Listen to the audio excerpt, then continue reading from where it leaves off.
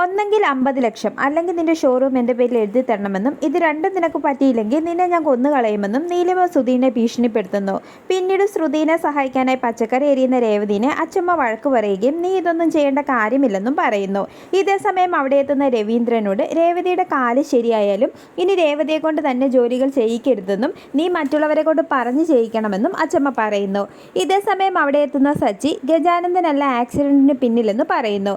ശേഷം ഗജാനന്ദനെ തല്ലിയതിന് സച്ചിനെ രവീന്ദ്രൻ വഴക്കു പറയുന്നു. തുടർന്ന് ആക്സിഡന്റിന് പിന്നിൽ ആരാണെങ്കിലും കണ്ടെത്തണമെന്നും അവർക്ക് ശിക്ഷ വാങ്ങിക്കൊടുക്കണമെന്നും അച്ചമ്മ സച്ചിയോട് പറയുന്നു.